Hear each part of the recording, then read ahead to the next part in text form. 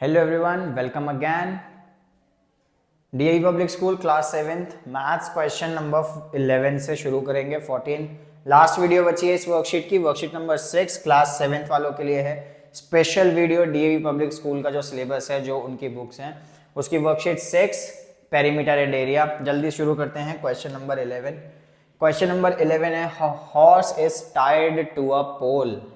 तो अगर एक हॉर्स को यहां से बांध दिया, एक पोल है, यहां से बांध दिया एक हॉर्स को 20 मीटर लॉन्ग स्ट्रिंग, यानी जिस रस्सी से बांधा है वो 21 मीटर की है, 21 मीटर की वो स्ट्रिंग है। Find the area, find the area where the horse can graze, यानी कि वो जो घोड़ा घास खा सकता है वो एरिया निकालना है, कितने कितने एरिया में।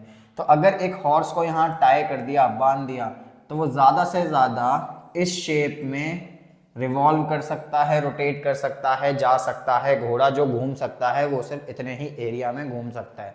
तो वो कितने एरिया की घास खा पाएगा? वो ये सारे एरिया की घास खा सकता है।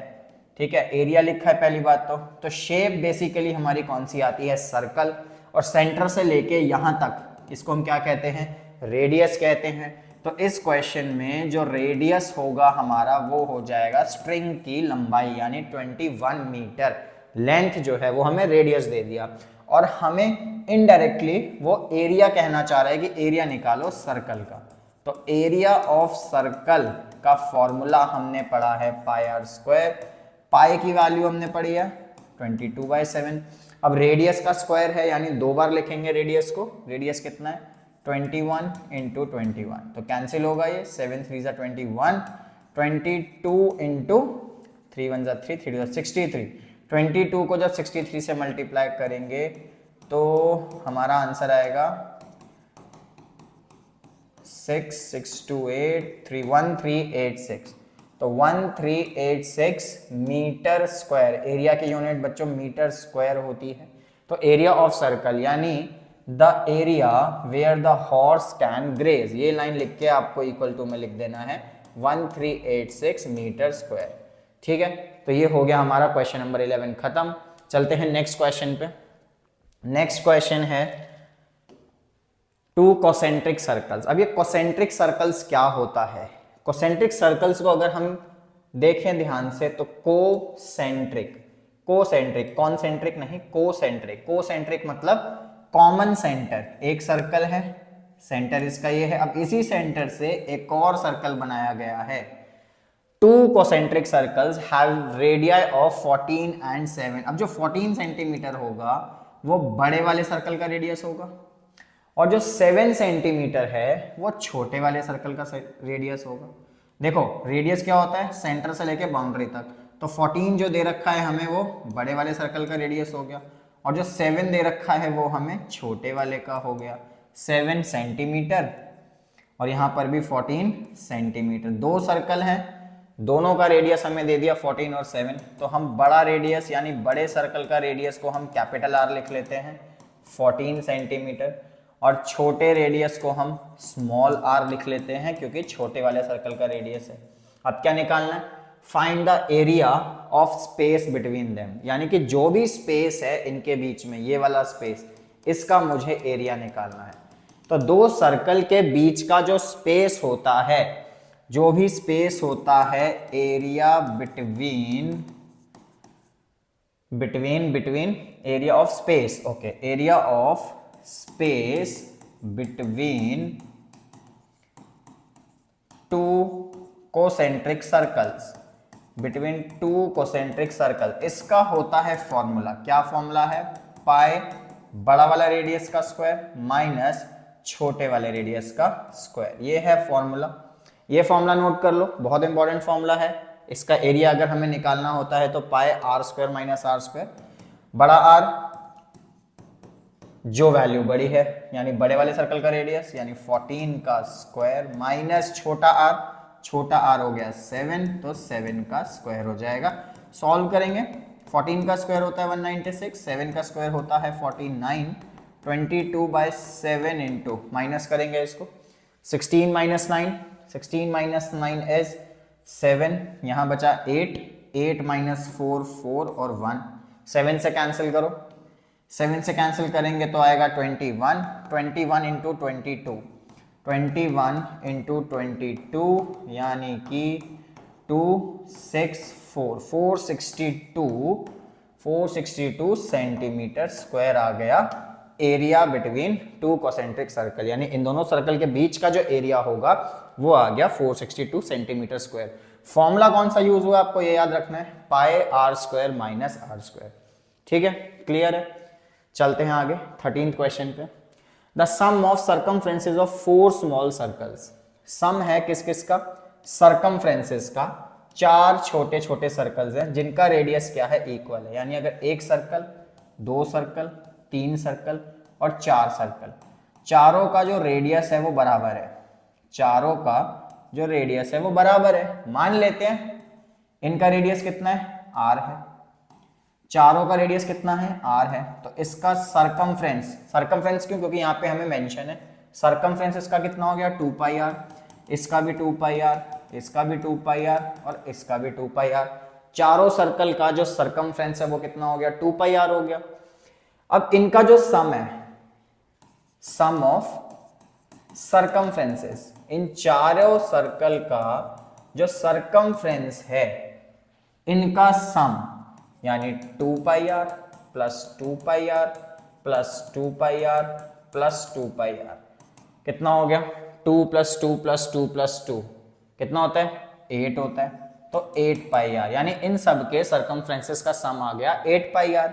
अब वो बोल रहे हैं क्वेश्चन में इन सब के सर्कमफ्रेंसेस का जो सम है वो इक्वल है किसके, सर्कमफ्रेंस ऑफ बड़ा सर्कल। अब एक और सर्कल है, एक बड़ा सर्कल है जिसका रेडियस हम मान लेते हैं कैपिटल R, तो इन चारों का जो सर्कमफ्रेंस है मिला के इसके सर्कमफ्रेंस के बराबर है। तो अकॉर्डिंग टू क्वेश्चन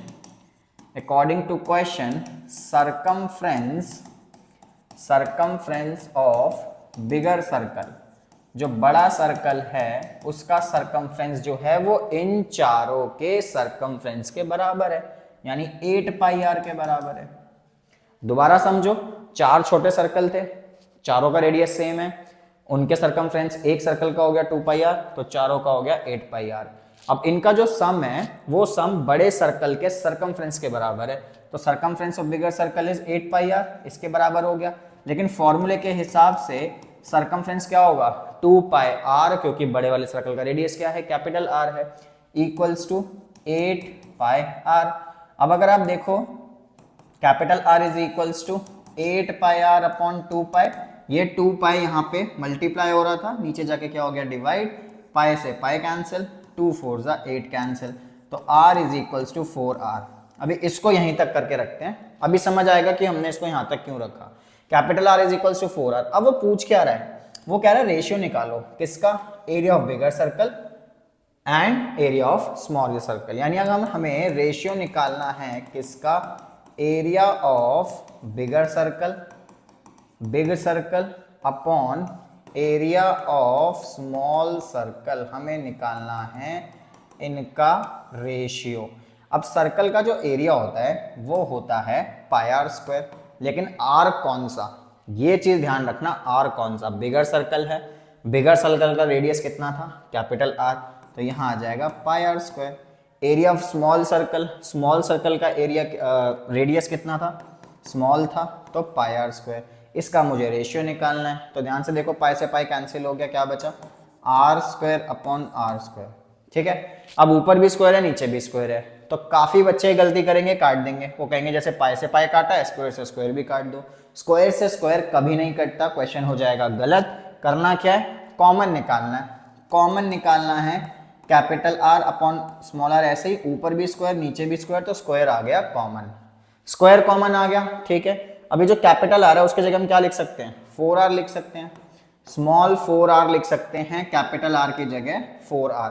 तो इस वाले r की जगह मैंने लिख दिया 4r, नीचे का r ऐसे ही और पूरे का स्क्वायर, r से r होता है कैंसिल, 4 का स्क्वायर हो गया 16, नीचे बचता है 1, तो 1 का स्क्वायर हो गया 1, तो आपका रेशियो आ गया 16:1।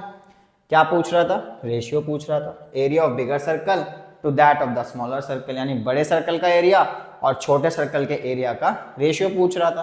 तो वो आ गया हमारे पास 16:1। ठीक है, देखो इसको, देखो आराम से देखो, नोट करो। चलते हैं लास्ट क्वेश्चन पे। लास्ट क्वेश्चन है the area of circle is equal to the area of rectangle. क्या है हमारे पास? सर्कल है, रेक्टेंगल है, यानी एक सर्कल है और एक रेक्टेंगल है। इन दोनों के एरियाज सेम है, जितना ये एरिया है उतना ही ये एरिया है सारा। ठीक है, दोनों के एरियाज इक्वल हैं विद साइड्स 112 एंड 88, यानी जो रेक्टेंगल है इसकी एक साइड 112 है और एक साइड 88 मीटर है, यानी जो बड़ी होती है उसे हम कहते हैं लेंथ। लेंथ कितनी आ गई? 112 मीटर आ गई। ब्रेड्थ कितनी आ गई? 88 मीटर आ गई। तो हमारे पास लेंथ है, ब्रेड्थ है, हम क्या निकाल सकते हैं? हम निकाल सकते हैं एरिया ऑफ रेक्टेंगल। हम निकाल सकते हैं एरिया ऑफ रेक्टेंगल जो कि होता है L इंटू बी। L हो गया 112 इंटू 88, L हो गया 112 और ब्रेड्थ हो गया 88।